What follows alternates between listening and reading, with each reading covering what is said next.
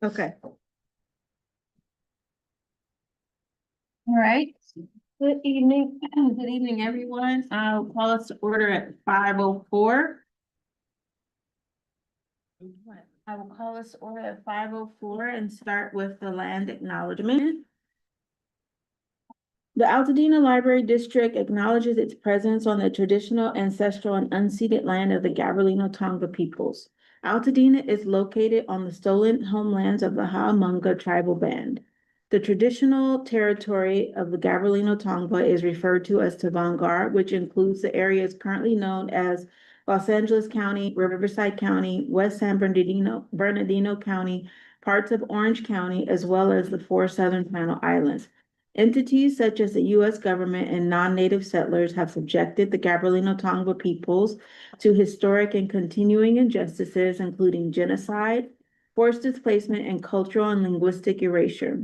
The Altadena Library commits to learning, educating, and informing its staff and residents of present-day Altadena about the rich histories, vibrant communities, and culture of the Gabrielino Tonga people, present and past, through our collection development resources and program offerings. Okay, and I will do a roll call. Trustee Lim. Here. Trustee Moranis. Here. Trustee Clark. Here. Trustee Ruffin. Here. And I am here. Okay, so is there any reordering of the agenda? No? She just told me she's about to log in. Oh, nice, very good. Okay, no others? Then can I get a motion to adopt the agenda as it is written? So moved. Second. All in favor? Aye. Okay. Is there any public comment on non-agenda items? Okay. We'll move on to the consent calendar. Is there a motion to approve the consent calendar? Motion to approve. Second. All in favor? Aye. Excellent. Okay. All right, department updates and special presentations. We will start with the financial audit presented by Nigro. Did she get logged in? Is that? Yeah, Stacy's down here. Hello. Hello, everybody. Hey. So my name's Stacy Macias. I am the audit manager with Nigro. I'm here to present the audit. I would like to share my screen. Would I be able to gain access to the screen?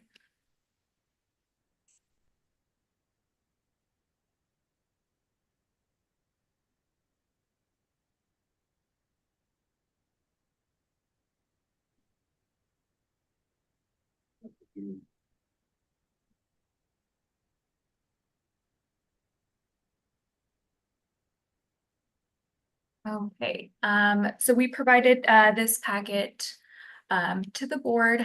So first, we'll start off describing our scope of work. So we were hired on to perform audit test work of the annual financial statements. We're to report on the entity's internal controls over financial reporting and compliance in accordance with government auditing standards. Our responsibility is to form and express an opinion about whether the annual financial statements that have been prepared by management are presented fairly in all material respects, in accordance with accounting principles that are generally accepted in the United States of America. Our responsibility is to plan and perform the audit, and we provide reasonable assurance, not absolute assurance, about whether the annual financial statements are free from material misstatements. When we go through the audit process, we consider internal controls and segregation of duties over accounting procedures and financial reporting. And such considerations are just for the purpose of determining our audit procedures, and we do not provide any assurance over the internal controls. So the audit results. So we have issued an unmodified opinion, which is a clean opinion. So what that means is that the annual financial statements are fairly presented in all material respects. The adoption of such significant accounting policies have been consistently applied. Estimates are considered reasonable, so that would include depreciation, pension, and OPEB. New GASB pronouncements have been adopted, and all required disclosures are properly reflected in the financial statements. We, the auditors, are to communicate any material issues, which we did not have any. If there were any minor issues, we corrected and discussed with management. So then we'll move on to this next page, which is our dashboard. So this has some annual financial information from fiscal year 2024 and 2025. This top area, we have our revenues. Down here, we have our expenses. So we'll go down just a few of the items. In comparison from 24 to 25, there was about a $36,000 increase in special assessments. Charges for services had a decrease of $21,000. Operating and capital grants also had a decrease of about $75,000. Property taxes increased about $186,000. Investment earnings also increased about $191,000. Other revenues had a slight decrease of $2,000.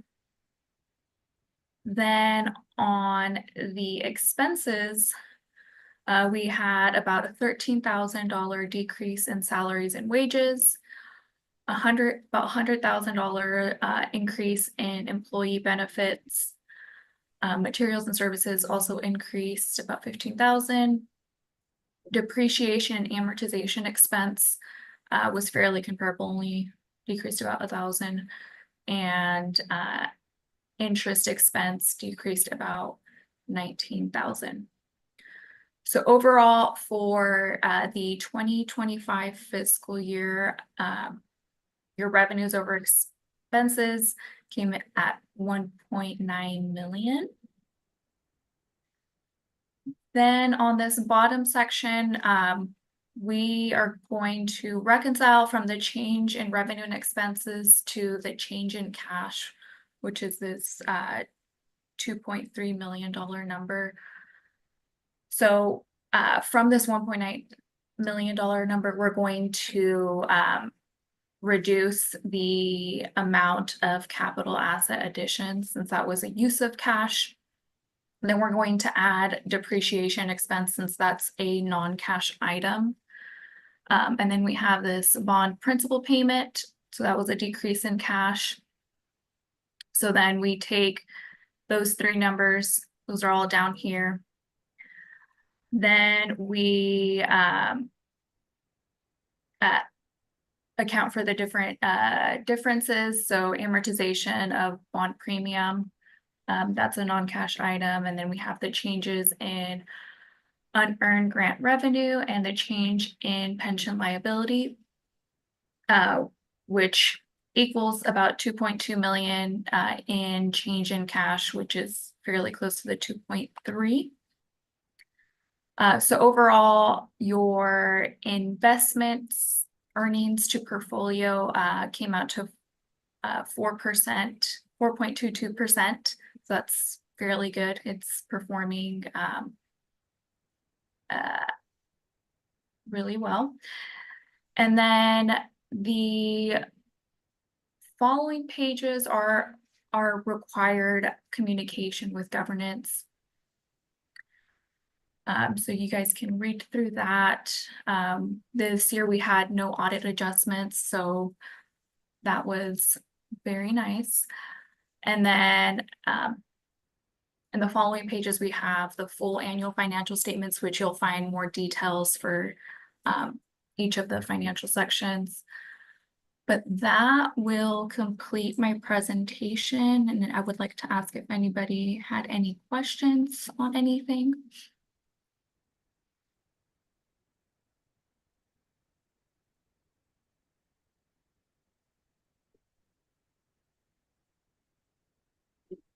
No questions? Nope. There are no questions. Stacy, right? Yes. Okay, perfect. Well, thank you for having me and hope you guys enjoy the rest of the meeting. Thank you Thank so you. much. Thank you, Stacy. Bye. Okay. Moving on to department updates and reports. Are there any comments or questions from the trustees? How's the mosquito situation? It's gonna get better naturally over time, once we get Like colder. actual cold weather, yeah. But right now, we're like 80 degrees in December, and that doesn't help. But we've had it, we had a special mosquito squad company come over, they're called Mosquito Squad. And they came over and, they logged the area twice so far, which has had a big reduction, but still not great. Okay. So we're working on it, but I think it will take its natural course anyways and will die down, but in the meantime, we are logging in and will continue to do so. Mosquito Squad is done for the remainder of the year, so I have to get a different company to come. Okay. We'll fix it in time to close. Great, yeah, exactly. Pretty much. I was thinking about that. I emailed Daniel about it because I worked outside a couple days ago and I Yeah. had 3 bites. Yeah. And I'm just like, what is happening? Hopefully it'll die down naturally and get taken care of, but thank you for your response. Any other questions or, comments on the reports? Okay. Was there any feedback from the support groups? It's been very I quiet. will, that's kind of quiet. They did have their final book sale, the Friends did, at Christmas Tree Lane. So as you can see, the section is empty. I Mhm. think we've gotten a lot of comments about like, wow, it seems really clean in here. But interestingly, we had a staff member today make a suggestion to have a gift wrapping station available to community members who maybe don't have gift Mm. wrapping supplies. That's a great idea. So, who coincidentally was one of our staff that did lose their home Mhm. in the fire. So I reached out to Mark and Tom, and we're going to have the Friends sponsor that in their area. I love that I idea. think it's a really great idea too. I just So- realized I didn't have any bows the other Oh. day. You know, I went to go wrap a present, I was like, oh shit, right, yeah, So. really good idea. Yeah, it was, Adit came to me about it today. We're gonna launch that thing probably by tomorrow, so. Great, Nice.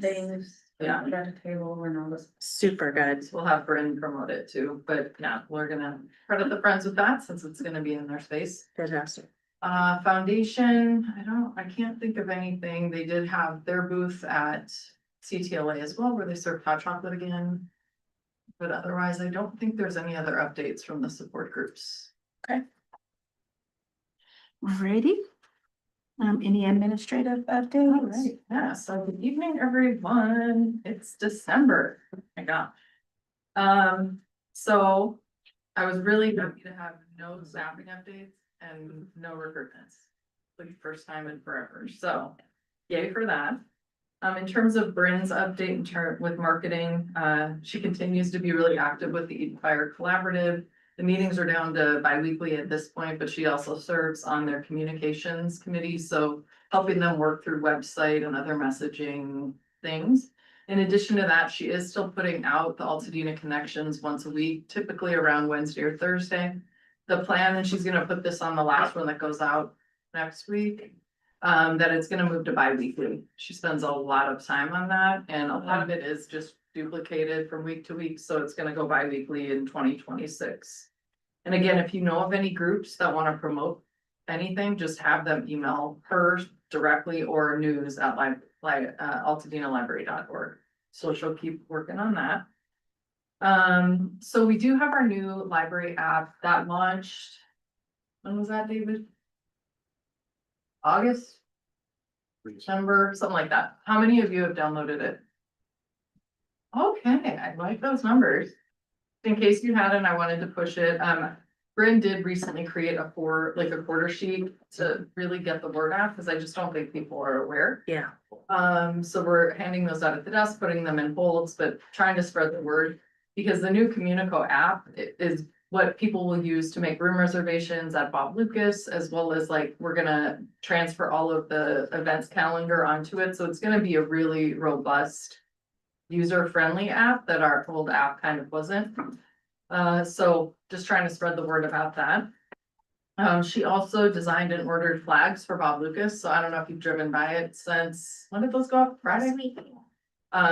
They say we're open. Oh, great. the big tall one. Yeah, like on both sides of the Yeah. building, so, This morning. somebody I talked to yesterday. At one of my things I was at this weekend said, oh yeah, I saw the sign, Great. and I will pull in. Mhm. So I wanna explore possibly putting some up at Loma Alta as well. I don't know if that's a possibility. Thanks to Bryn for doing that. We'll get more people pulling in off of Lincoln and Ventura, right? Let's see what else with her. I think that's about it. So moving on to crisis and recovery. Our lobbyist Jean Hurst put out our latest budget request, which is 5 million for next year. I did run into Senator Perez yesterday at her Winter Wonderland event, and she mentioned it to me. Good, She's aware of it Okay. and will work with us next year. great.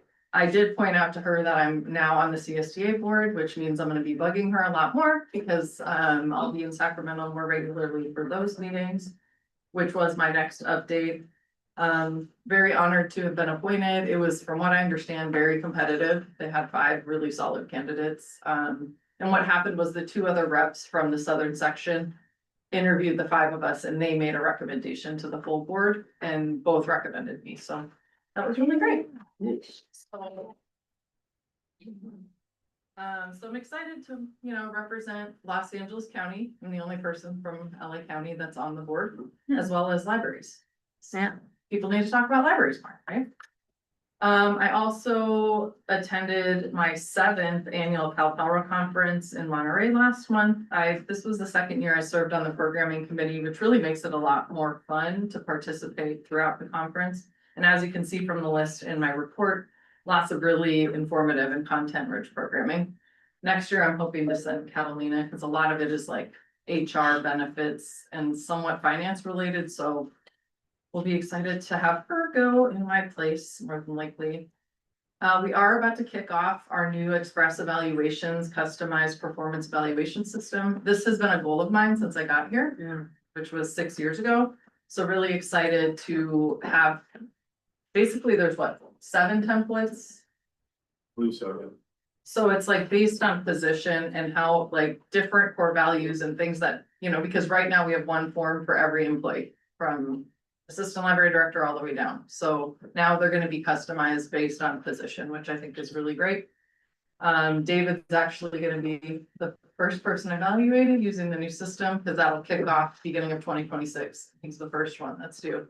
So excited for that, and thank you for being the guinea pig, David. And for pulling it all together. He really worked through the templates and got it ready for all of us, as well as the management team.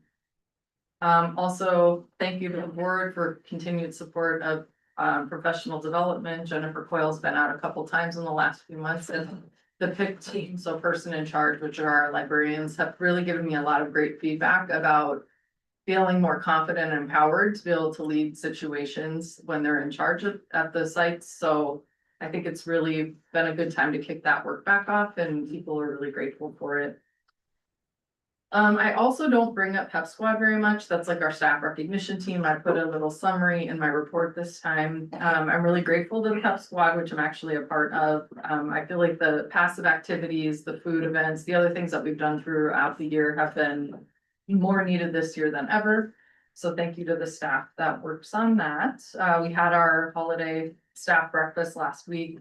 Most of the staff was there. It was really fun. So we continue lots of our partnerships. We have our community food distribution, which is continuing. That's every other Wednesday. People start coming really early. It starts at 11, I believe, but people get here by the time we're showing up for work. So still much needed.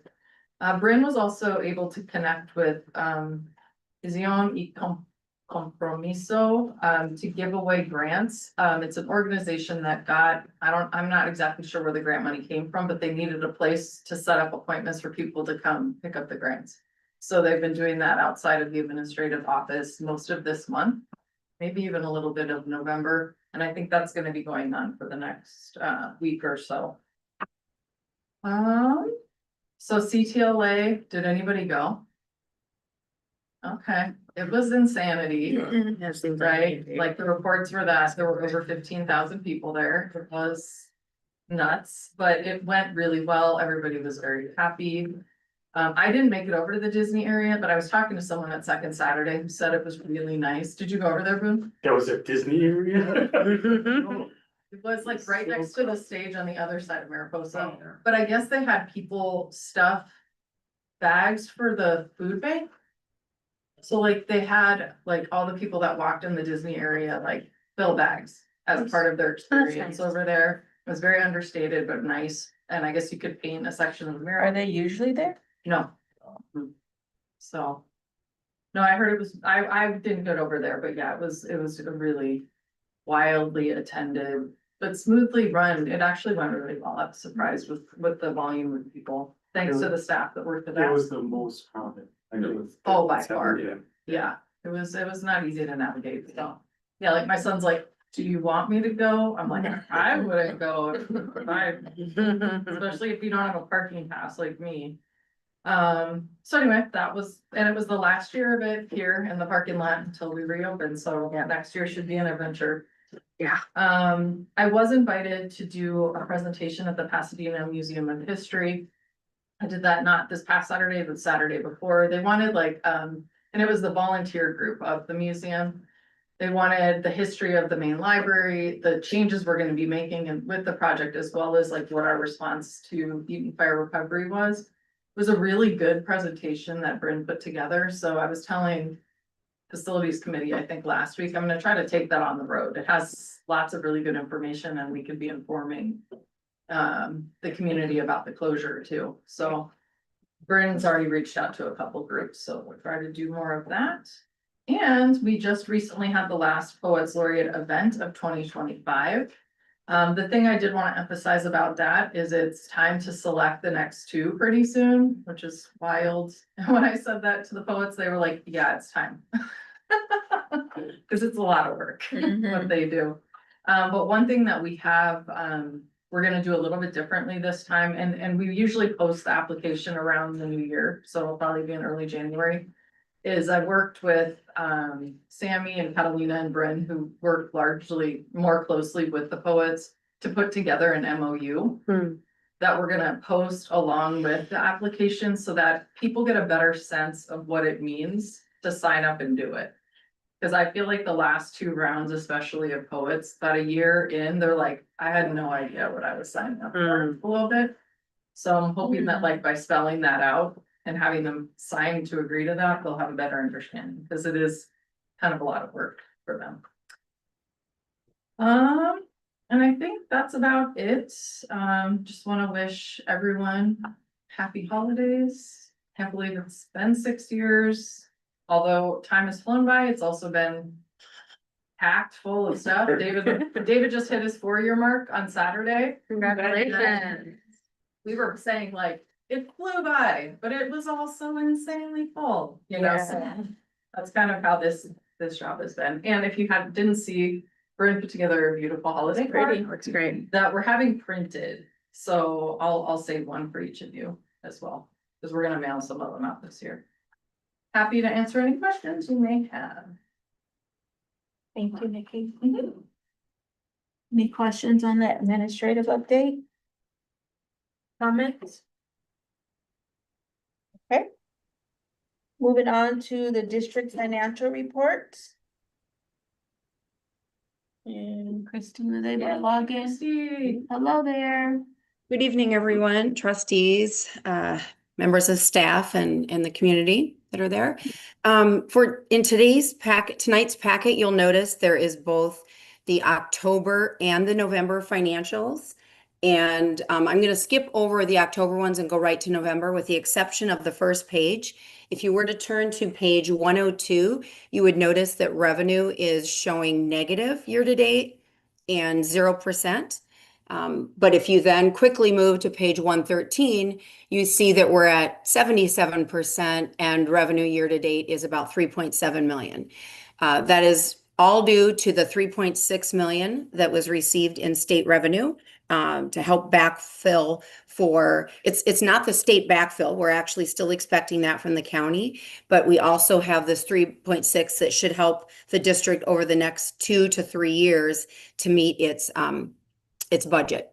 And Nikki will talk about it a little bit later. We've got an agenda item, what we're doing with those funds in terms of investment. We are expecting this next month to see the property taxes assessment for the year, the apportionment come in from the County of LA. The property taxes, again, a little bit in November, we saw a little bit of negative, still doing some refunds, but minor. So in December, we'll have a really good handle on how close we were in budgeting, if we budgeted enough or didn't reduce it enough. So we'll do that. So that's on page 113. If you go down the expense categories, and we don't look at line by line, we do that every month, but there's nothing significant to mention. If you do look at the categories, you'll note that they are all within a couple of percent of where we should be this time of year, 42%. So total salaries, we're at 39%. You're going to see that number stay a little bit under until we get to the mid-year budget. And that's because of the vacancy in your assistant director position. So that will go down a little bit. Total salaries and benefits is at 44%, and that's right on target, but a little high actually, because there's a couple lines that we pay in total at the beginning of the year. So those are already in there. Operating expenses are at about 52%, again, only because we've got a couple lines over due to timing of payments that were made at the beginning of the year. Professional services, right on target at 44%, a little high, just a little bit in the legal and consulting area. Most of that is just either due to timing or things that we can't quite budget for. So those fluctuate a little bit. The next category, IT, 41%. So doing well there. Maintenance fees, the only reason that is up, we're going to be doing a little bit of a mid-year budget adjustment for that one. It is increased a little bit because of a service that was added that used to be grant funded. So that's in that line. Materials, 41%. You'll start to see these numbers go up a little bit, and that's because the majority of materials and programs were paid by the grant funds for the first part of the year. Now we're going to start to see the rest of those lines fill in as we spend down general fund money. So as I mentioned, materials 41%, programs a little low at 18%. Those will increase. As of November 30th, you are adding to the reserve 1.5 million. And again, that's the 3.6 less all of the expenses for the year. And we'll see that adjust back up again we get the December reports at the very beginning of January. So our next report will show a much truer picture of where we're going to be for the year. The next page is our donations and grants. And as I mentioned, the staff has been spending those down first. So a good number of lines. Programming materials is actually at 94%. Almost all grant funds have been spent. The only reason you see a negative there under column E on line 30 is because we haven't actually received all the funding. So it's been spent for the year, but it's spring before we see the dollars come in from your support groups, from both the foundation and friends. The other grant monies are received in advance. So we will be making a couple of budget adjustments there as well because of the two grants, the grants and donations that were received late after we had budgeted that recovery grant, and then also some miscellaneous donations for other programming.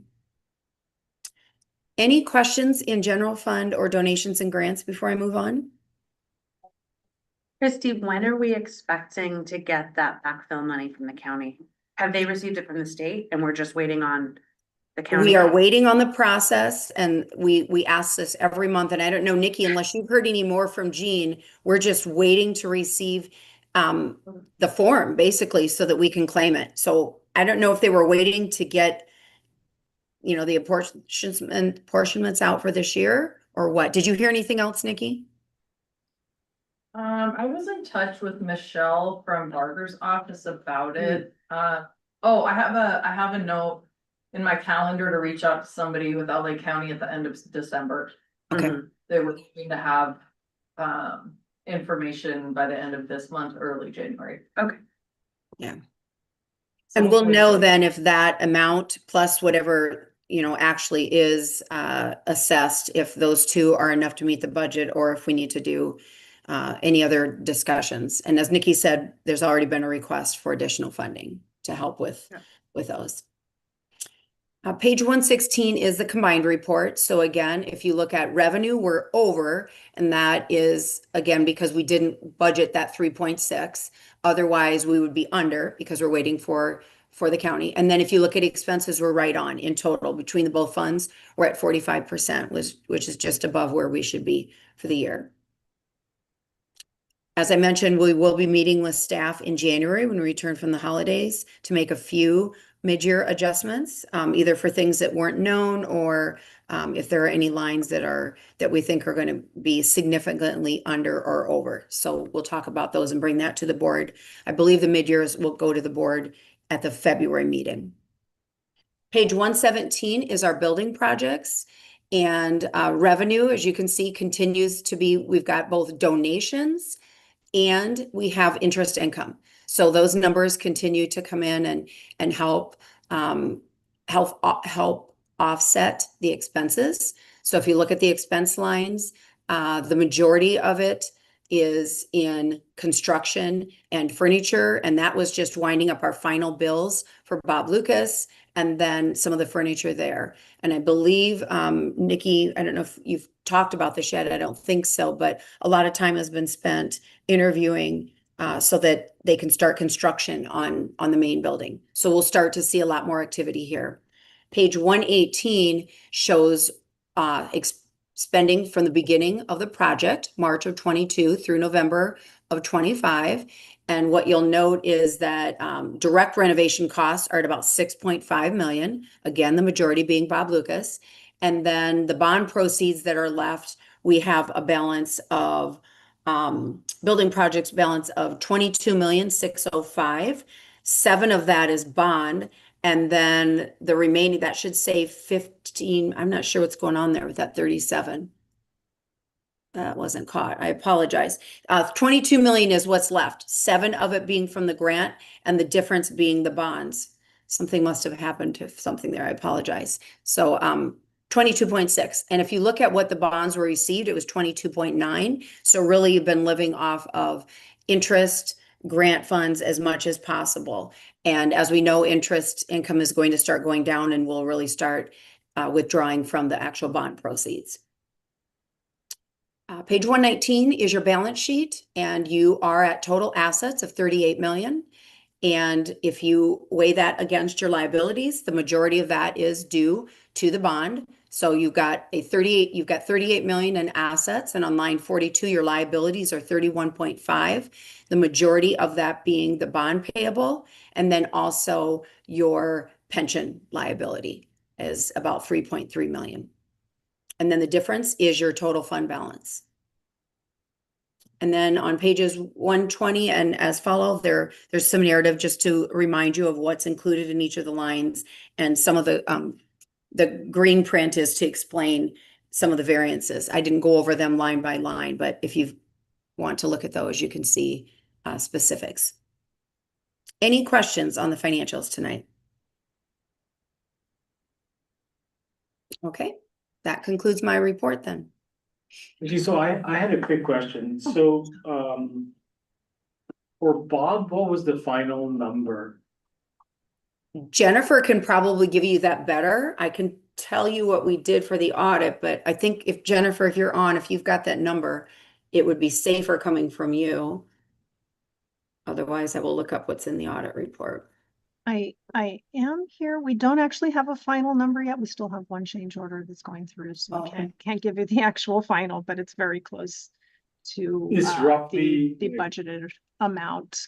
Okay, Yeah, we've got sorry, I don't have the exact numbers for you, but as of the last change order, we're approaching a 10% in addition to the original contract amount, and we had budgeted for a 10% contingency.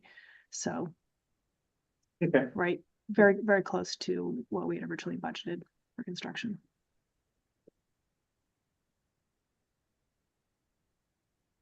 Any other questions? It's good. No, everything. Oh, okay. Thank you very Thank you. much. Okay. Moving on to new business, the first item is review and approval of the Altadena Main Library renovation project contractor recommendation. Who will be presenting? Do you wanna do it? You want me to do it? What do you prefer? I'll start and Rock, paper, why don't you jump in when I miss? Okay. All right. So this is obviously a big one and it's very exciting. I know it's in the report, but let me just briefly talk about the process we went through so that it makes a little bit more sense and then we can kind of get into the nuts and bolts. So as you recall, we approved our RFP some time ago over the summer. We issued it.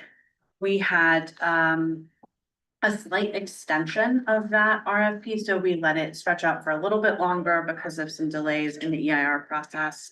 And it closed in mid-November. We received 9 proposals. And of those 9, what we decided to do was have multiple people read all of them. And then we ended up selecting 6 to interview. We hadn't set a hard limit on how many we were gonna interview. We just figured, let's see who feels like they might be competitive. And if we need to interview all 9, we will. But out of those 9, there were 3 that seemed not particularly competitive for the project. So we interviewed 6 in a first round of interviews. And the top 3 firms, there were 3 firms that performed well in that first round. We moved into a second round of interviews with those firms. And then had additional follow-up conversations with those firms as well as with references and called very extensively through the references for all 9, in fact, not just the 6 we interviewed. So you can see there's a whole bunch of scoring in the scoring matrix, but ultimately we had a unanimous recommendation to move forward with Icon West. I am very happy to tell you that their all-in cost for the project comes in well within our budget, which is great news because all of us have been concerned about, you know, what was the long lead time on this going to mean for our escalation costs. So what we're recommending as the facilities committee is that you authorize the director to go ahead and move into a contract with Icon West. We're asking for an authorization of up to 15 million. That includes their base bid plus add alternates of almost 14 million, and then an additional contingency that we think, because it's a historic building, we're likely to need, because there's some stuff in there that, like, until we start pulling stuff off the roof, we're not gonna know what it actually costs. We have like estimates in there, the subs have made estimates, but rather than come back to the board for every single thing, we're asking you to approve up to 15, and then we'll see where we go from there. But that includes Northside patio, all of the things that we were putting in as potential projects, all of those are wrapped in. So I think, you know, sort of personally, I was really pleased with our process. I thought it was very robust. We talked to a lot of people. We had a lot of conversations about this. We had multiple rounds of interviews. We insisted people bring their superintendents to come and talk to us. And I think it was really worth it because I feel very confident about this recommendation. But Nikki, I don't know, what else would you, I think that's a great summary. I don't know, Justin, anything else that, No, I did all that, and I think the robust process really helped us narrow the focus. It did, and I think that it allowed time to see sort of not just the various qualifications, but even just in the process of scheduling multiple interviews, having multiple conversations, you get a sense for what it's like to work with people. And I feel pretty positive about Icon West and our ability to work well with them through this project. So this is like great, Yeah, but we're leaving a little bit of money on the table, question mark. I know we do have other expenses. But are there like other options that we should be considering as well? so they were the lowest bidder, so this is Right. this is the lowest bid for the project. So when you say leaving money on the table. Well, I think we have a larger budget. Yeah. Oh, I see what you mean. Yeah. Yes, that's right. Yeah, We do. I would love it if we came in under budget on this project. I think that building anything is invariably expensive. sure. And I would rather have our construction cost, because this is of course just the construction Yes, costs. not including, Yeah, yeah. all the other stuff, and not including, there will be change orders, there will be things we don't know about. So the more sort of flex we have, I think the better. If we come in under budget, great. And or as we go along, we did a lot of VE, like value engineering work on this project originally, where we said, oh, okay, well, maybe, we take this storefront glass and we do a slightly, less Yes, expensive yeah. version of it. So there may be, as we go along, opportunities to see where we are in our budget and say like, oh, okay, we're actually tracking really well. We can do this slightly fancier light fixture. Yeah, so are these like built into, will they be, you guys did have options, right? Within The the, alternatives. yeah, the alternatives as well. So like, is there, when projects get going, they get going. Right. So it's very hard to change midstream. Yeah, So is there anything we should consider now? Because it's a significant delta, I think. It is. From our budget, yeah, like significant. yeah, it's several $millions. Yeah, and so I do understand we have furniture, we have all these Right, other, right. we have storage, sure. Yeah, But I would, we should be fiscally responsible, but we should also try to maximize if we I can. agree, Yeah. and when we went through the list of ad alternates, I think we took a pretty pragmatic approach of what gives us the best value for money. I mean, ultimately, there are fancier versions of everything. There are fancier Yes. tiles, fancier flooring, fancier lighting, like we can do fancier versions of anything. But in terms of structural decisions, like what are we including? This room and the addition of the deck, the north side patio Right. and that, some of the landscaping stuff. I am hard pressed to think of anything that we left out that ultimately I want to bring back in. I don't know, Nikki, can you think of anything that we didn't find a better, kind of more cost-effective way of doing? I mean, I do think some of the finishes. The finishes are, changed, yeah, you yeah, know. yeah. Some of the recommendations we had to reduce when Jennifer's. Yeah, Jennifer, oh, Can, right. can I I'm just sorry, add, Jennifer. I just wanted Please. to add in on the budget end of things. Remember that part of the funding for this project comes from the state grant that is we're only able to use that for certain aspects of the construction. Things like mechanical, electrical, plumbing, and that sort of thing. And we're only able to get essentially reimbursed for what we spend on that. So as the cost of the project goes down, so does the grant for the project gets reduced as well. So our Mhm. budget actually will shrink somewhat because of the actual cost of the project. So our original estimate for the cost of the grant eligible items was around $15 million. And I haven't done the new calculation yet based on the contract price for Icon West, but that's going to be substantially lower than that. And then whatever that number turns out to be, the state grant will amount to half of that. So although, yes, we could be leaving money on the table, it's not as much as you might expect because the state grant will shrink along with the cost of the project. That's That really makes important sense. point. Is this a GMP contract, which means guaranteed maximum price? No, it's not. Yeah. Yeah, so we do have an allowance built into the contract price that will cover some items that are sort of undefined quantities and some unknowns.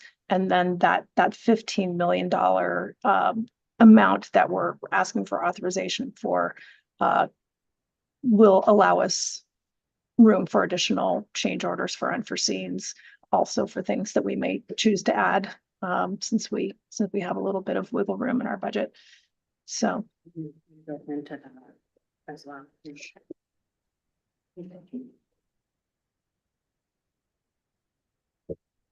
So what happens to the money What do you mean, what happens? at the, so, we have whatever it is, 22, 25 minus Bob plus the 7, 8 from California, all of that, right? But at the end of the day, for the allocation that we have, if we left $1 million left, like, do we return it to the taxpayer? Oh, I see what you're saying. So we don't have the 7 million from the state. Yeah. Right, I'm just so, saying, yeah, yeah. they, but whatever we Yeah. spend, whatever is left, what happens to that money? well, so if it's bond proceeds. Yeah. I mean. We give it back, I think, right? Like if there's. If The there's like bond. a substantial, Oh. yeah, I was just gonna chime in. The bond proceeds, the way it is written, it will be used, it should be used to pay down the debt. So in a way, you're giving it back, but not really. You're just paying down your debt faster, which means, we make additional like debt service payments. So Exactly. rather than like writing Right. checks to right. anybody, it just means that the amount of time we're Okay. paying the debt service goes down. Okay. Right.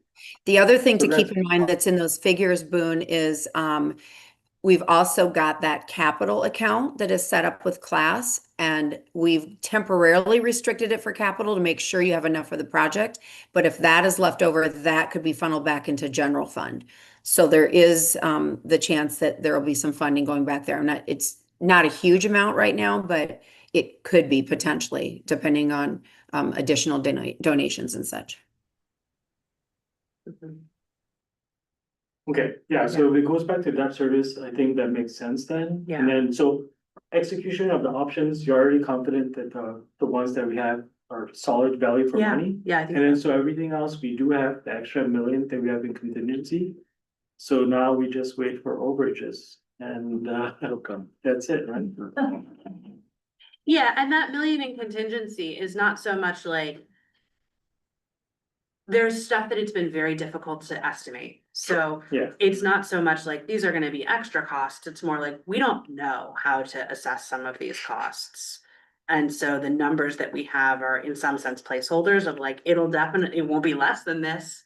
But it's very likely that once we, especially on HVAC stuff and roof stuff and some of it, once we start pulling things out, we'll discover new and exciting information. It's going to be I expensive. think the good news about that is that what we heard through most of our interviews, including Icon, is that's the stuff they wanna get into. We wanna know That's right what they're away, as soon starting. as possible, pre and go Yeah, from there. That's So, a really good. point. Yeah, it's pretty interesting. I mean, between the switch between the second place and the first place that happened, it was a 3 million delta Yeah, in the cost. I know, I know, well, extensively. Yeah. What's the breakdown of hard cost, soft cost in the budget right now, or probably the soft cost right now? Tearing down walls. Jennifer, I don't know, do you have? That I was kind of I was roughly? just adjusting the budget for this contract amount, so I haven't checked what that turns out to be now, the breakdown. Let me see if I it's looking, don't quote me on this, but it's looking like about 22% soft costs of our total budget. This is, there's some large contingencies in here, so like I said, don't quote me on this. I still need to review it further with this new information, and we also need to look at at what happens with that state grant and Mhm. reduce the budget accordingly, but that's gonna take a little bit more time to sort of estimate downward what those grant eligible costs are. And then once we do that, I'll have a better idea what the actual breakdown is between hard costs and soft costs. Yeah, but I think even without the state grant, we're very healthy. That 15 million Yeah. for a cost is like exceedingly healthy.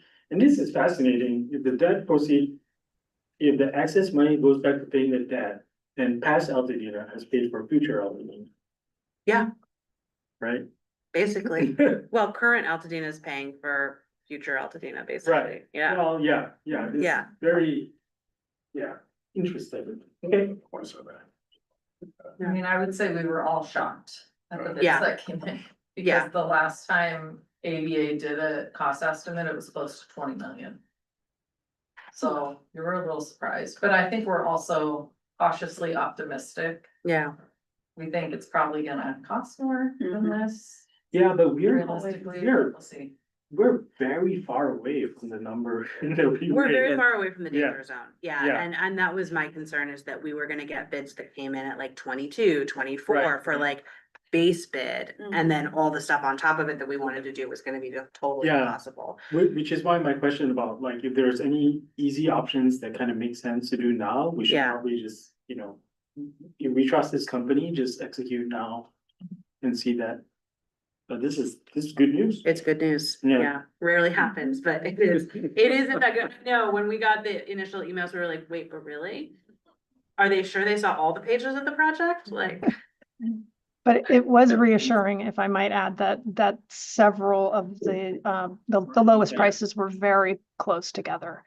yeah, And they weren't all using the same subcontractors, which made me feel even better about it. So that's right. that those tight numbers tell us that they're real. Yeah.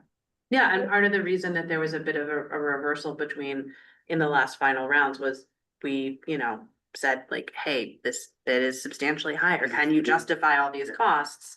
And we didn't feel like there was sufficient justification to merit a higher price tag. Well, did a lot of work. It was a lot of Thank work, you. honestly. Yeah. It's like a Thank lot of you. things, yeah. I really appreciate it. This is a big one. Not having to do that. And being able to read it and put together a nice package for me. Thank you so So, much and I think for your service. it's really important, right? A lot of So work. important. That the first round result was not the same as the second round result. So something, it mattered, like the work mattered. Yeah, Yeah. So, and that's key. yeah, And yeah. it was unanimous. It was, yeah, Yeah. it was. And a big thank you to Jennifer for arranging all of the many conversations and the Zoom meetings and the scheduling and the logistics and going through every single bidder's subcontracts and saying, I don't see doors and hardware. Who's your sub for doors and hardware? And what is that amount? And like, just really appreciate that level of detail. Thank you, My Jennifer. pleasure. Yeah. Okay. I feel like it's a foregone conclusion, but can we get a motion to authorize the district director to contract with Icon West? So moved. Second. All in favor? Aye. Aye, well done. A big deal. Thank So you so where much. does start? Is it like next month or end of the month? Pre-construction, so Oh, Facilities. we didn't do a facilities committee report, we just had this. So minor detail. minor details. So as you guys know, we have like our ongoing EIR process. We are supposed to present to town council in January and then have our hearing with the county in February.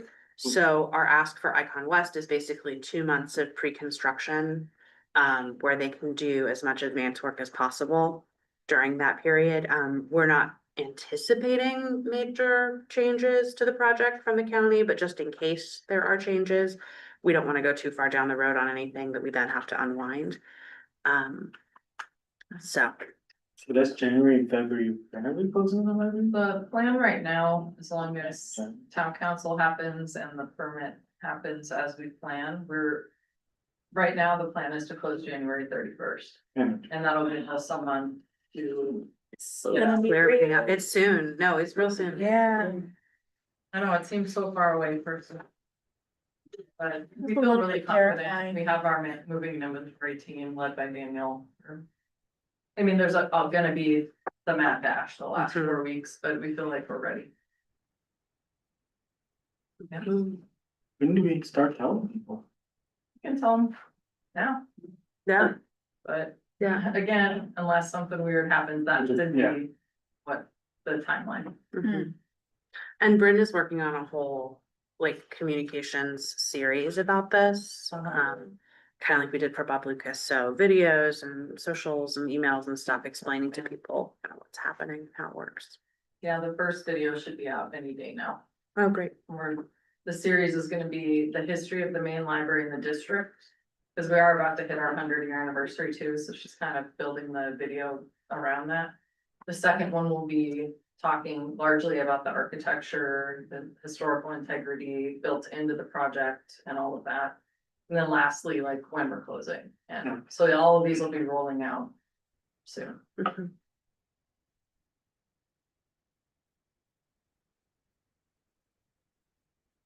Okay. I have a logistical question that I don't recall the answer to. So once we close here, we still have the other two spaces. What happens if there is a book? Where is the storage gonna be? Like, what happens if there's a book that's not in one of the other two spaces? And I need it. You could do what we call patron initiated purchase to get another copy, but if it's in storage, it's unavailable while we're closed. Okay, that's it. Your library loan. Interlibrary loan. Okay. Another option. Yeah. There's a Okay. couple options. Okay, yeah, I was just curious. Get your books now. I know. Get your book now.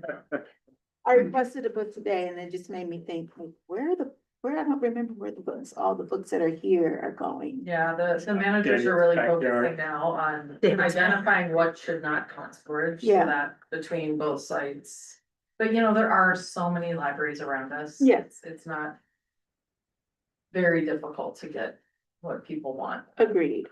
I was just curious, like, yeah, that logistical piece. Okay. All right, shall we move on? Hmm. All right, David, you are gonna be presenting on network equipment licenses. Yes, hello trustees, staff, I'm like David Zierba, IT and Technical Services Manager for the district, and I'm here to present on the RFP for network equipment licenses. So we work with a consulting firm called Technology Funds to secure some federal funding on our behalf for category 2, which is infrastructure, IT infrastructure funds. We get 80% paid through federal funding and then 20% is out of pocket. We have some network equipment that was purchased and it requires license updates. And I know this seems very far out, but our license is expiring in September of 2026. The way that the filing periods work, we have to have all of our paperwork filed by March of 2026. And so if you work your way backward, we're trying to get it to you in advance so that we can review the bids, propose in February, and then have it all set for them to file in March. If you want to see a full list of the licenses and the associated devices, they're listed there. Switches, firewalls and access points are all included in that, and then the licenses and the support. We're extending them to the full life cycle of the devices, and then when they're no longer supported, we will have to either buy new equipment, including licenses. So that some of them, for example, the MS 425 is 3 years because the end of life for that device and support happens at that 3-year cycle. So we aligned all of our licenses along with that point. The other thing to note is otherwise the Cisco umbrella is a 3-year just because it's a standard cycle for that specific, which is our filtering, which is required through CIPA compliance, Child Information and Protection Act compliance. So it's a 3-year license for that one. The projected fiscal impact is around $20,000. However, this is just an estimate that I've done, not necessarily going to be the cost, especially with competitive bidding. I just had to do an estimate to give you a fiscal impact there, but more or less, that's what I would guess we would be spending. So the recommendation is that the board approves us to solicit bids for, network equipment licenses. So how does this work, David? Because the library is gonna be closing for a long time, and then there's no Luma Alta on this? Like, is there a pause or? No pause. What we would be doing is shifting equipment to either the Bob Lucas site or the Loma Alta site. The Bob Lucas site, we're currently working through connecting that site directly to the CalRen, which is the scenic backbone from AT&T. They're the ones that supply the internet through this network that we have, also separately, not related to this, but also E-rate as well. And so we'd be moving our equipment to either one of those two sites and still continue to utilize them. Because right now, the way that our internet works is it comes in through the scenic pipeline, it connects here to main library, and then from there, it sends it over to the Bob Lucas site. So all of our larger infrastructure pieces, like our firewalls, live here at this site. We would be moving most of that equipment to Bob Lucas, with some moving over to Loma Alta as well. Yeah, so we just eat the excess capacity for the unit. That's right.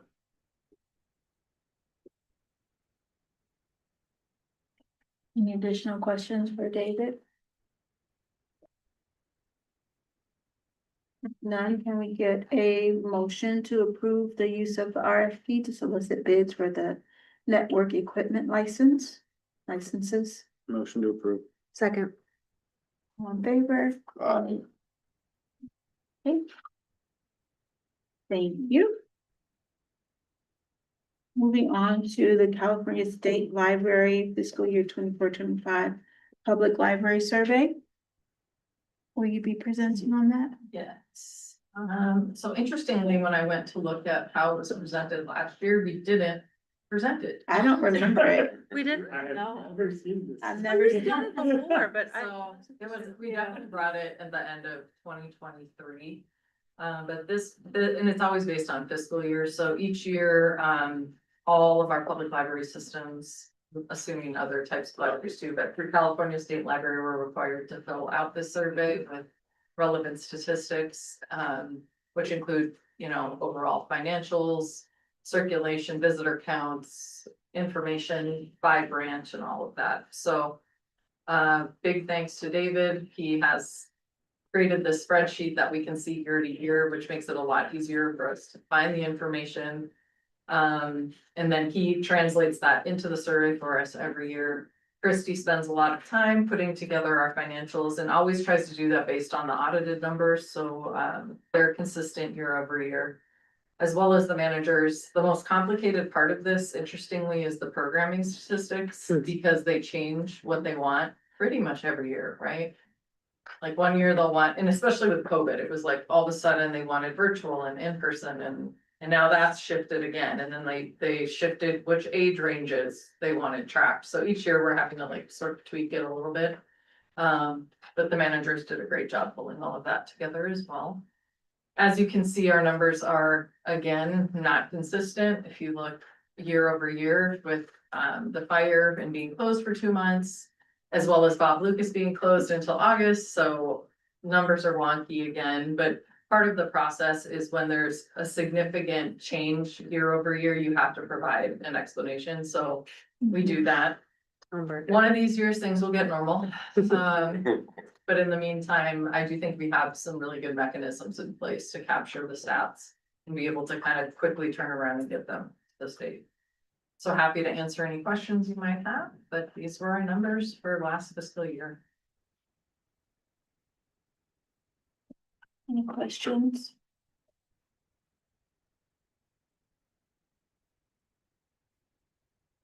Okay. Moving on to the investment recommendations.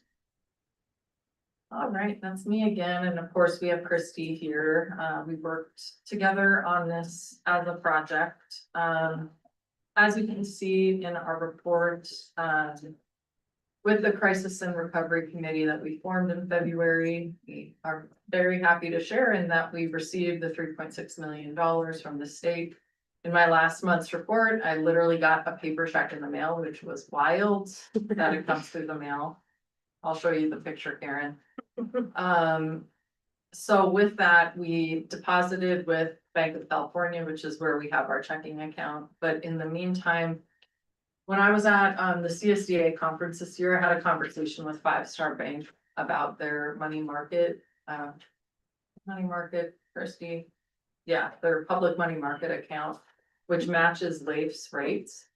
So Christy and I met with Reagan, who gave us kind of an overview and a suggestion to us to diversify some of the money that we have. Right now, everything's sitting with class, which is making approximately 4% day over day.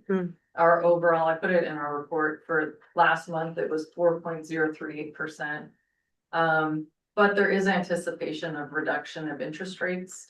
And by diversifying, some of this money, like if we put it into Five Star, it locks in for a longer amount of time. So class purchases, and she can explain this better than me, a shorter payout on bonds. They hold them to maturity. The time they hold it to maturity is less. So class will only purchase an investment if they can hold it, if it's going to mature in 60 days. So if rates change in 60 days, you lose that. Leif uses about 300 days, maybe 260 days. And then what Nikki was saying, Five Star matches Leif's return. So you do get to hold it. The maturities are held longer, so you can hold an interest rate longer. So of course, we're really happy with class, but what Christy and I, and as you can see in the report, is we want to keep an eye on things right now. The class rates are a little higher. So we're gonna keep the money there. I did have it transferred over to class a couple weeks ago. But as the interest rates may change, I probably will bring back paperwork to set up an account with Five Star. And the reason we encourage or we're recommending Five Star overlay is because it does stay liquid versus getting like locked up with Leif in the event that we need access to it and you're getting the rate anyway.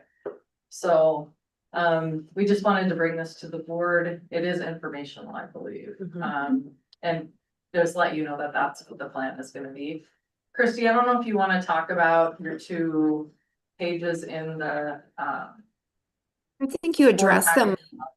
You addressed them mostly, Nikki. I mean, it basically says that safety, liquidity, yield is last because we don't want you to lose any money. And then also in terms of liquidity, the other thing that Five Star, the money market does is it pays interest monthly, which isn't a big deal now because there aren't plans to withdraw that just yet.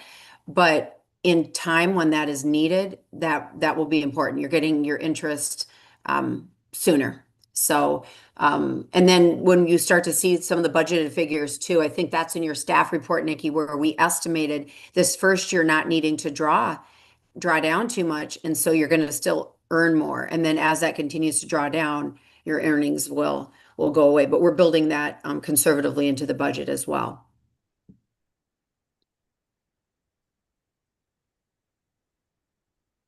Any questions? Sorry, say it again. Which one pays monthly? The public money market.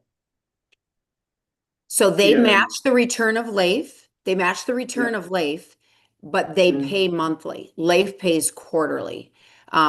Class pays monthly, but their rates, if you notice, the feds did reduce rates again. As they start to secure funds, and again, only holding them for 60 days, you're going to start to see that return dip less than 4%. That was the reason, and we're holding it there, but if that stays true, then before it's too late, we're going to try to get some money invested in Five Star to take advantage of those, lock in those rates.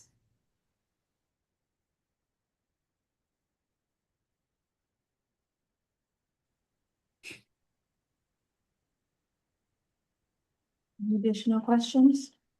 Looks good. Okay, thank you, Nikki.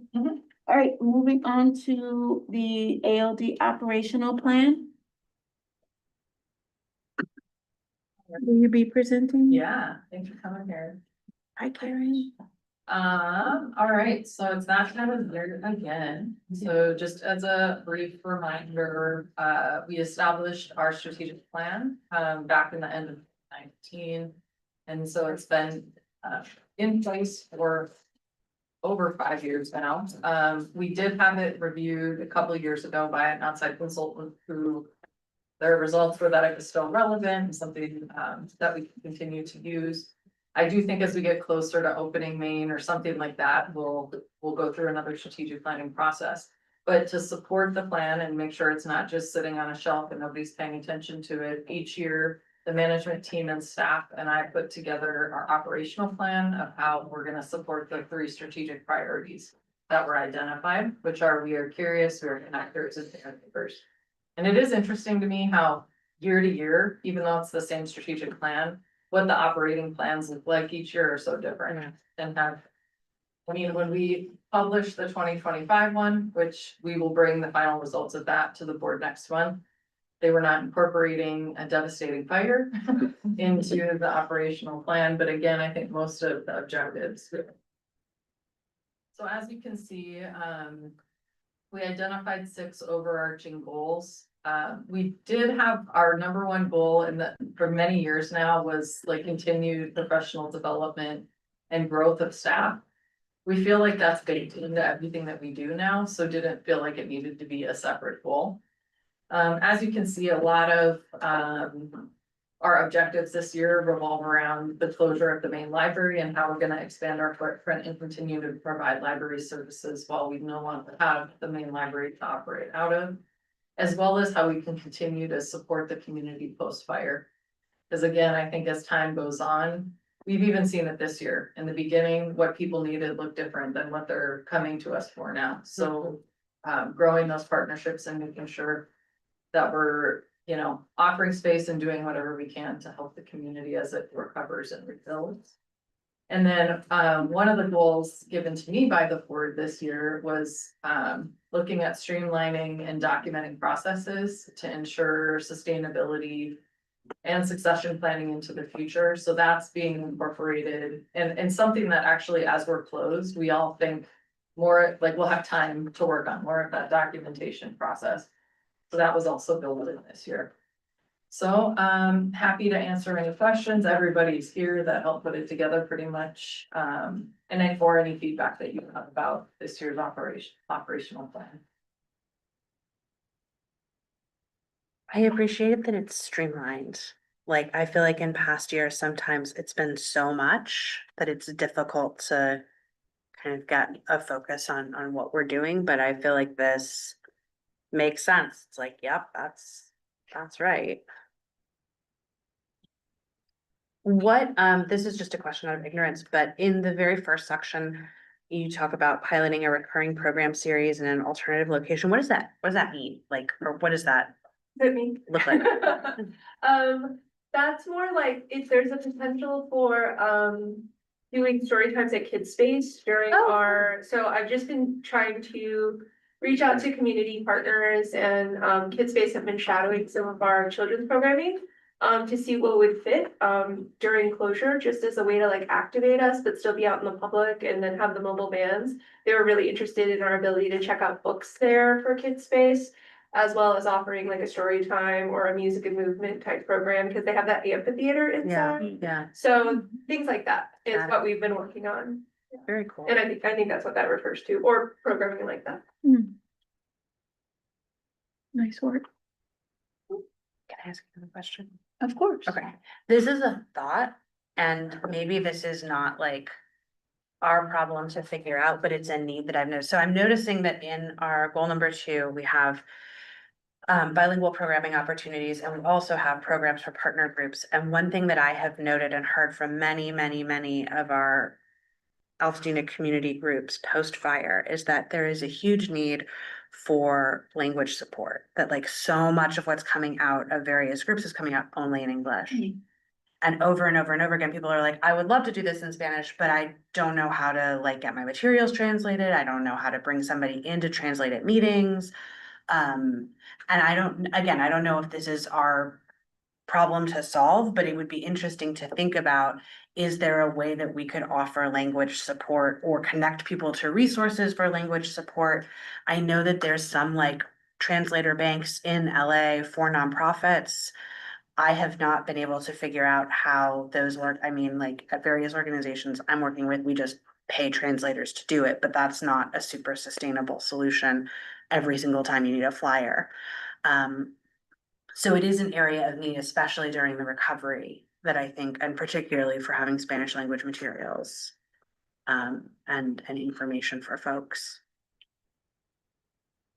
Yeah, I almost think we'd have to find partner groups. I absolutely, yeah, and I don't know what that would look like, or again, even if that fits into our remit, but something that I think it might be worth thinking about. Yeah. For letting us know. That's I had lunch, at lunch I was at, Mike Fong was there. Mm. He's one of our representatives, and I think one of the bills that he's passing is about making, I think specifically the bill that he was talking about was like housing documentation. Yeah. Be up to 5 languages, right? Yeah, As opposed to just one. So I think it's important, and I think you could probably get like some agency to actually help out right, and be represented here to do things like that. yeah, and maybe it's an Eden Fire Collaborative, like, but there's a language justice piece Yeah, that is super important. yes, yeah. Um, I'd ask our representatives. if they That's can right, what are you doing? Bring in. Where's that money? Help.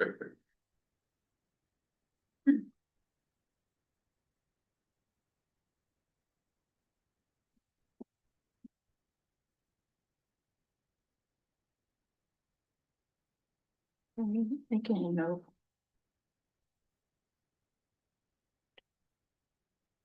Okay. Other questions about the operational plan?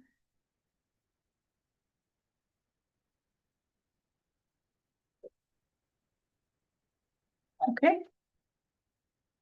Then can we get a motion to approve the operational plan for 2026? So moved. Second. All in favor? Hi, Awesome. thank you for putting together such a good plan, this is great, yeah. Okay, moving on to our next item, which is governance. Action time. All right. Always one of the Oh, weirder parts of I the year. know. All right, so our first item under governance is election of officers. So board officers are elected at the end of the calendar year. Per California Education Code 35143. Those elected officers are the president and the secretary.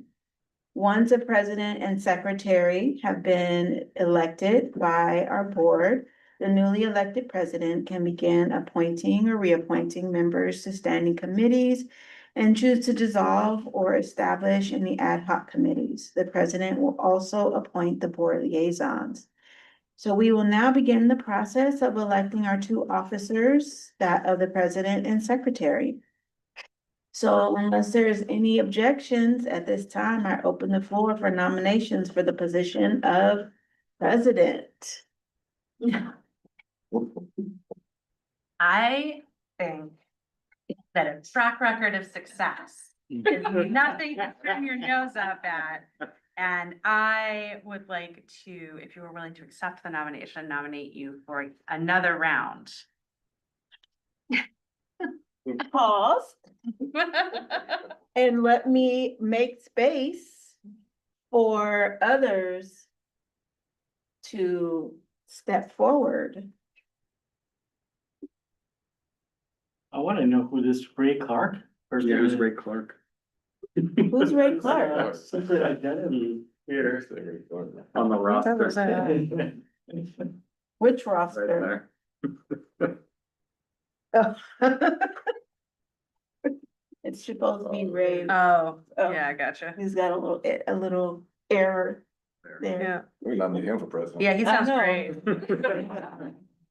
Unfortunately, they're not here to accept the nomination. Darn, we can't do that. But.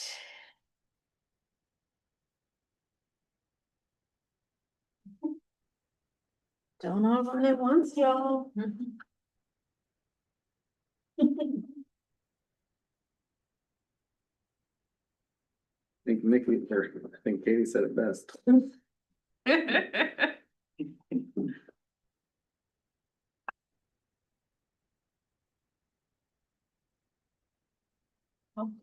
So really? I'm hot. I mean. I feel like there should be some.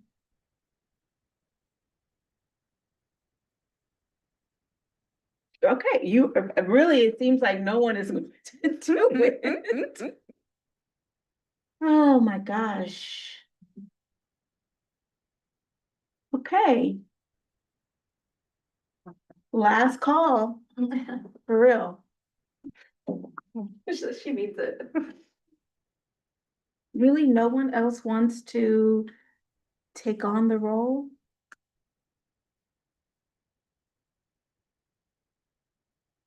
Ray? Kind of new, you know. Well, wait. Oh my.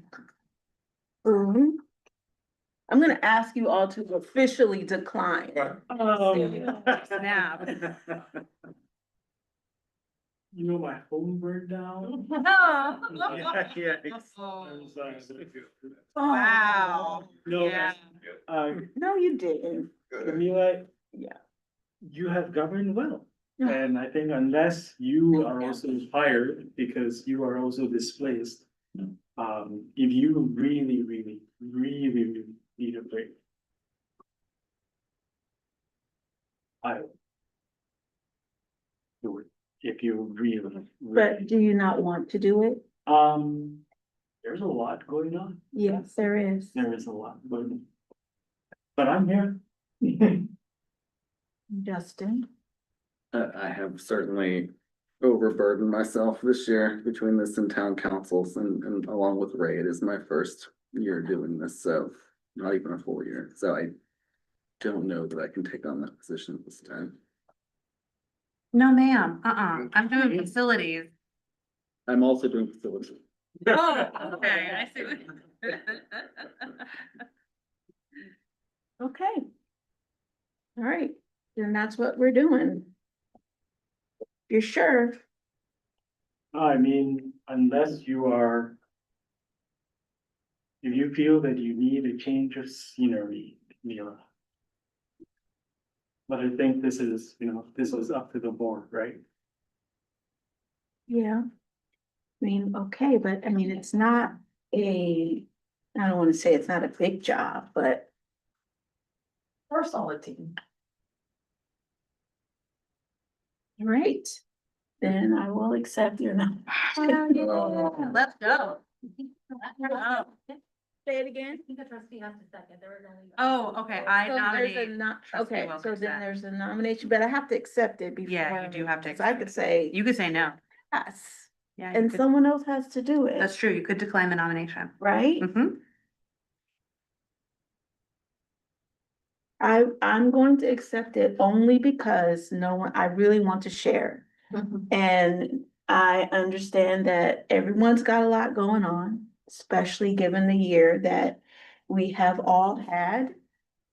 And, but I will go ahead and accept this nomination for a third term. Isn't there's no caps? It's a third. Good job, you must be doing it. Limitations and those binaries. Yeah. Nope, not one. You could bring forward a future agenda item if you want to amend those bylaws. Put in some terms. Yeah. Or can I accept with conditions? Really though, I mean, I honestly, like, you know, I can do it again because I feel like it's an easy place for me. But I really hope that someone who has not also already served in the role will be ready for next year, like seriously. Oh, I'm looking at you, you're like, don't look at me, I'm only here for a year. Seriously, I will not be ready for next year, okay? Boone and Ray. And Katie, if you decide that you're ready to hop back in the ring. No, I'm good. Okay, Good. all right, so then, if the motion or the nomination has been made and accepted, can we get, what am I doing? I'm making, can I get a motion or A a second. second? I will second. Okay, Somebody in the parking lot. somebody. Gosh. Really, y'all. Okay. Then, all in favor? Aye. That means I also have to keep running the meeting You today. do, you do. I was looking forward to this. Trying to get over this so much, okay. All right, then can we get are there any nominations for the role of secretary? Which again, just to remind, is the backup to the president. They can't Yes. attend a meeting. Might have to sign the resolutions, but not like an arduous. Katie's the current secretary. I am the current secretary. Do you want me to shadow you, Camila? It's your secretary. Well, I love this proactive term that you're using, shadow, which infers that you'll be ready to step into this role next Listen to year. that. I like it. I like Good it. job, sir. Are you nominating yourself? Can. Yeah, you can. Of course you Yes. can.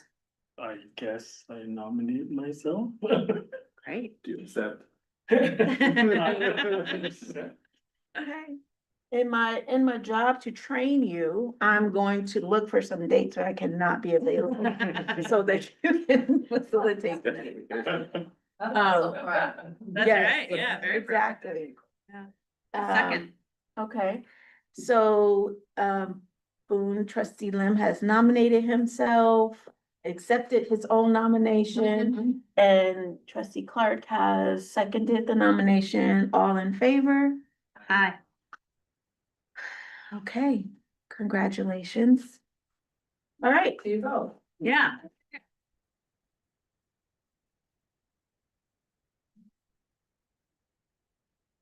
okay, so who wants to do what in terms of liaisons and committees and facilities district? Ad hoc facility, no, sorry, community facilities district, put my glasses back on. And facilities committee. Oh, we left crisis and recovery off Oh, the did. blank. sure did. Yeah. Prior to, What'd I do, Sammy? no, this is my fault. I think, did we motion first and then second? I think we just did a second for both of them. Well, okay. I made the motion for Camila. Boone made the motion for himself. Oh, okay, I seconded Boone. perfect. I seconded. You said, yeah, Justin seconded. Thank you. Okay. We did do it a little different last year because I watched the video, but it's okay, I think. So you were on it according to how we did it last year, but I think we're okay. Yeah. Okay. Does anybody want to move around? Are there any recommendations? So currently, we have. Oh, I thought I had one that had the name where everybody What's was. the next page? Oh, yeah, there it is. Thank you. Liaisons, can we consolidate the library foundation and the Friends into that one liaison? Both, they're essentially just saying, Yeah, I don't know how active the friends are gonna be. Make the closure. That's a good point. Do we have the authority to do so? Don't see why not. You have the authority. Okay. I'm gonna double check the bylaws real quick. I can't imagine that it makes any difference, but, well, you know what? It doesn't say anywhere in the bylaws you have to appoint different people to those roles. So Same you appoint person. the same person to both roles, Okay, and then we can fix the bylaws later if we want. okay. So then currently we have Justin and Ray who would like for currently in the roles. Does anyone want to be the one liaison to both? I nominate myself for it. I mean, I haven't really because of friends being inactive, so I will second your nomination. Okay, Basically, be friends with Mark Mariscal. Mark is all of our. Mark is friends with everybody. Just all of our. So you was gonna show up and give us a big check. all right. Thank you. Governmental Relations Liaison. I've been doing it kind of because it's some of the overlap with crisis and recovery. But if anybody else wants to do it, that's perfectly fine with me. I don't know that I've been doing a lot of independent government relations liaising, but I also don't know what that would entail other than trying to get the state of California to give us cash. Yeah. Well, let me ask it this way. The way that it's structured right now, would anyone like to move around or would anyone suggest any movement in terms of folks that are already on the committees? Is anyone like itching to have a crack at anything else? Budget, CFD, or do you want to leave everything as it is? I'm happy with my stuff, but if somebody, wants to. Does anyone interested in, again, doing something a little bit different? Moving around, little variety, diversity? I would like to keep facilities, but if you need to shed something like budget, I'd be happy to. If you need a break from something since your president,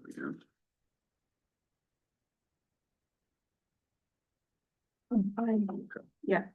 Boone, are you fine with budget? Was trying to double check, so right now I Are you, you are, right? And you're the Budget chair. Are you and still CFD. comfortable with it? Is anyone else interested in? can I swap? Ray, would you mind being the chair for CFP? Sure, I'll share CFP. Yeah, Okay. And then you'll stay with budget? yeah. Okay. And can you remind me, we have been planning to add a member We have. on CFD, correct? Yeah, Yeah. that's the one. Yep. Okay, Ever since Doug fell off. yeah.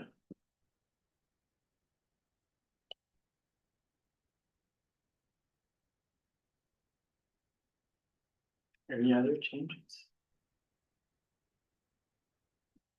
Katie, are you still good to, One swap. yeah, do you want to swap anything in terms of the chair versus member of your two? I'm happy to continue doing what I'm doing, but if anybody else has a burning desire to chair the committee, that's fine with me too. I don't really care. I'm still gonna be there. I still say my opinions exactly the same way. So sorry. No, but if Ray, if you wanna share crisis and recovery or Justin, you wanna share facilities, that's fine with me.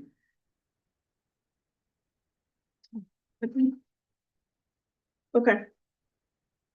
Well, Do we officially have to restate for the record or? do we have to reinstate anything for the record? Yeah, restate the positions. You want me to read through? Can we just run through? Yeah, Yeah. I can run through. So, President, Trustee Wilkerson, Secretary, Trustee Lynn. Friends of the Altadena Libraries and Altadena Library Foundation liaisons. Liaison is Ray, or Trustee Ruffin. Government liaison, Government Relations liaison is Trustee Clark. Budget Committee will be chaired by Trustee Lim, and the second trustee will be Trustee Wilkerson. CFD will be chaired by Trustee Ruffin. And the other trustee will be Trustee Lim. Facilities Committee ad hoc will be chaired by Trustee Clark. Other member is Trustee Moranis. And then the Crisis and Recovery ad hoc will be chaired by Trustee Clark. And other member will be Trustee Ruffin. That's all right? Yeah.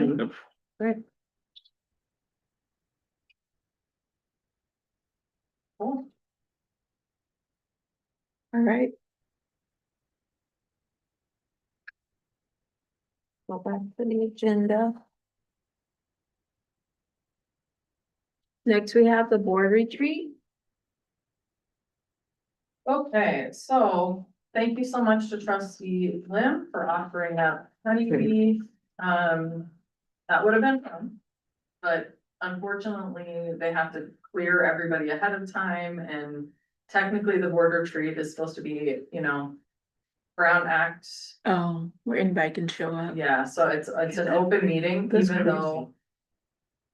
Yeah, anytime you're a quorum, it has to be an open meeting, so, unfortunately, that won't work out. As I mentioned, we'll still be open in January and here in February. I don't see us, like, we could use the main library, which I think makes sense.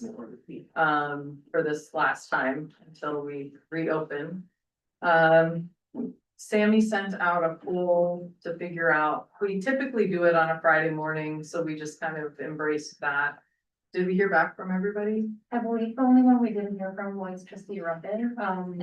There were 3 dates where 3 people out of 5 were available. Those were January 30th, February 6th, and February 27th. But that's not all of them. None of them were all of them. Well, we were missing one. No, Yeah, I'll agree, except the 27th. Yeah. Okay, so January 30th or February 6th. There's someone on each of those dates that's unavailable. I can't do the 30th. Can't do the 30th, Mm-mm. and someone can't do the 6th. Is that right? Who can't do the 6th? Of February. Mm-hmm. Good for me. I did not mean to do that. That date doesn't work for you? No, I can Oh, okay, do my own. so does February 6th work for everyone? Sounds like it. Okay, so we'll plan on that. That's good. Glad we talked about it. Does. The only other thing is, we'd like to, and that's 2626. That's easy to remember. oh, We just need to establish what you'd like on the agenda to cover. So as a reminder, this is the one meeting we don't live stream and we don't record. So although it's open to the public, we want the trustees to ask questions as they feel like they need to and feel like a little bit less formal, but any members of the community can come and sit through the meeting. Are there things that you would like us to include? Again, hopefully these dates will work for our consultants. Do we want another building projects update from Jennifer Pearson? Do we want anything specifically from Ideally or our accountants? I also thought maybe we could invite Jean Hurst to come and talk about the Oh, that's a legislative good process. idea. I think Yeah. that should be. So we want our lobbyist. Yeah. And maybe, I think it might be helpful if Jean is willing to do it, to talk about our situation specifically, but also to give maybe a preview of the upcoming legislative session and budget to help us understand the broader context of like what bills are moving forward that are Altadena specific, what should we expect to see, what's going on.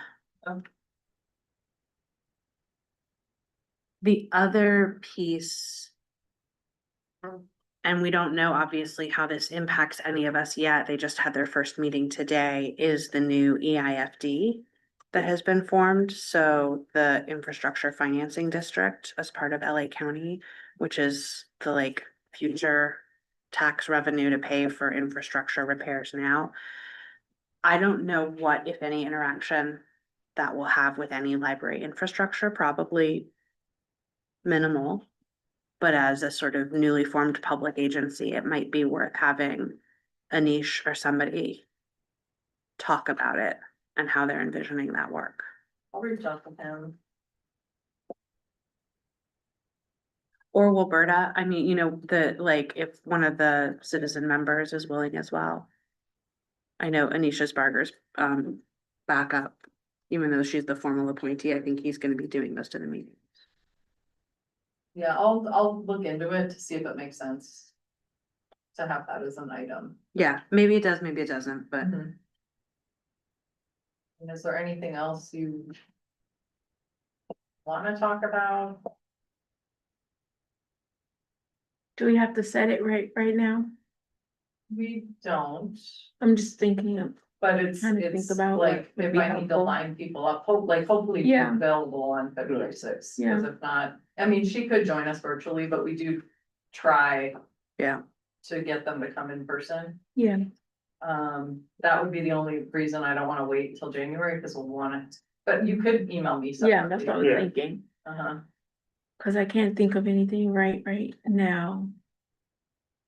yeah, so if you all can give it some thought, if something there'd be of interest, even if it's like from staff, Yeah, the managers. Maybe you want like a quick overview of everything they're working on in their department, or.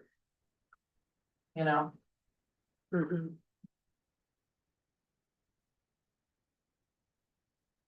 or maybe the plan for closure. I was gonna say, maybe or- it's helpful to talk That's what I about what was people are gonna do Yeah. during Mhm. closure, like specifically. Do you think we want Jennifer Pearson to present or no?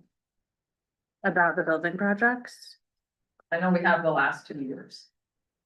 I And that's don't. usually more, you know, the 3 that don't sit on facilities, but if you feel like. you don't need to hear- Maybe we get, somebody from Icon West to come. Yeah, I think it'd be kind of good to have like a mini retrospective on Bob. Yeah, terms like of where like- did we end up? Yeah. Yeah, I What agree. went well, what didn't, or something. Yeah, And then if Icon West is gonna be there, that'd be kind of Mm, that's a good interesting to idea. have them. I was actually gonna have Diana, David and Daniel. The 3D, present in February of like, it's been 6 months, here's where we're at with Bob. At Oh, the at the regular board meeting, meeting? but Hmm. if we want that to be retreat instead.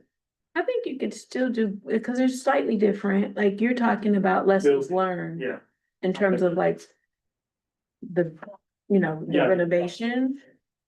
Versus. How things have gone the 6 months so I think it can be both. They can be separated out, or you can, Okay. yeah, cause I think for the retreat, it's really more of a Jennifer Yes, yeah. question of like, here's what we estimated, here's how long we thought it would take, here's what it actually cost, here's how long it actually took. Here's what we learned, yeah. LA County sucks. Excuse me. Recorded for. I mean, listen, they already know how I feel, it's not a surprise, no, but I Here are think. the places where we ran into. Where are the places where we ran into problems. problems and how are we proactively fixing? Cause I do think most of the things that we've learned from Bob, we are proactively fixing. Yeah, I think For that me. would be a good presentation. for I think so Jennifer. too. And then we could just like meet and greet Icon West. Yeah, just a little Here, like, so you could. Cause we haven't seen them in person yet. Yeah. Daniel probably remembers meeting them. You know, cause they had to do the walkthrough. Yeah, to yeah. Propose on the work plan. and a little bit of the pitch they gave us of like, this is how pre-construction works, this is how we do the workshop with the architects, this is blah, blah, blah, kind of like all those pieces that they gave us during the interviews, be good for you guys to hear. Yeah. Yeah, I think it would be good for you to hear. Okay. And maybe you guys have questions for them as well that will come up. Alright, that sounds good. And if staff are feeling, not only, what the, more detailed or specific about what the plan would be, but if everyone's feeling like good, or if someone's like, I don't know what I'm gonna be doing for the next, Mhm. year to 18 months, would be nice to know, like everybody's feeling supported and. Yeah, I think if we give like an overall plan for closure, we'll be able to cover all that. But you know, the managers have put together a really good skeleton Yeah. of like deploying the vans and what that means in terms of how many places we need to establish consistent stops Mhm. and how people are going to be staying busy, whether they're at one of the sites or in the vans or depending on like support staff, like David's, for example, there may be a couple days at home a week, like all of that's being built into. Yeah. Making sure everybody has things to do. And again, as if jobs vacate, we'll be looking long and hard about filling them, and if that makes sense. Mhm. And where will we be meeting at, Bob? It's a really In good the- question. Oh, So the other thing that Daniel and I have been working on is trying to secure space at the community center for the passport services office, which I've been told is happening. Hmm. But part of the delay in getting that agreement in place is that I'm trying to write into the agreement that our staff can staff the community center. Oh, that would be a revelation, It because would. that's been the So I've huge been pushing bottleneck. really hard and told them this would be such a win-win for them because the community is very unhappy that that space is not used very often because they can't staff the building. Right. But if our staff, which are also government agency background checked employees, can staff those nights and weekends, that's where we would probably hold the board meetings. And that would make that space so much more I mean, Oh, what a for sure. win-win. I hope they Big agree time. with that. 'Cause That's a But that's great been idea. really like taking a long time to get through, because we've been talking to them since what? I mean, forever. but, like, 2023, like, Really, yeah. I pushed that, what, in like maybe June or July? When we Yeah, sat is it down with them July? and I just said like, we should make this happen. Mhm. It's an Can we use- extraordinary circumstance, huh? can you use the collaborator room? I mean, we could potentially look into it if we had to. Right, I feel Um, that or like Boma Alta Park, right? But it's so crazy that community center would I mean, I think, embrace it. like, we've talked, like, I think we said Bob Lucas could work. You know, we just would lay the space out to be able to stream there. Mhm. But I'm exploring other places Mhm. right now. Okay, Good neighbor. and excuse me. And, if we are staffing it, what does that look like? Is for programming too and things like that? No, it literally means that someone, cause like, the reason they're closed is because they don't have someone sitting at the front desk. Right. So it would literally just be making sure that there's a staff presence. So that, and part of like my argument to them was I provided a list of all of the groups that regularly use this space to meet. Especially post-fire, Mm-hmm, because there's not a lot of spaces. yeah. So I gave them a long list, including the trustees. Of, these are groups that are gonna be displaced from meeting space. So I think that's what they're trying to, I think it's with the CEO's office with LA County.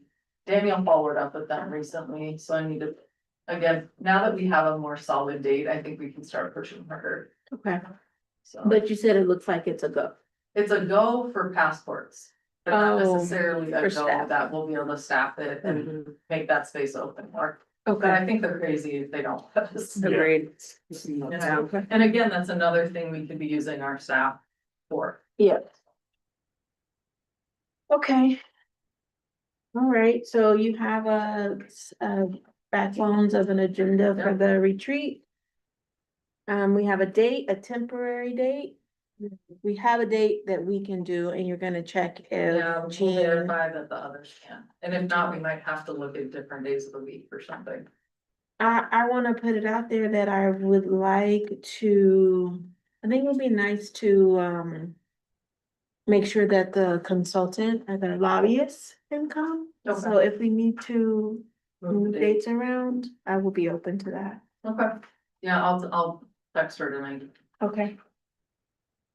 All right, then moving on to, is there any correspondence?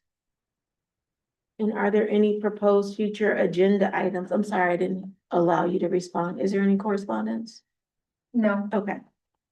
Any proposed future agenda items?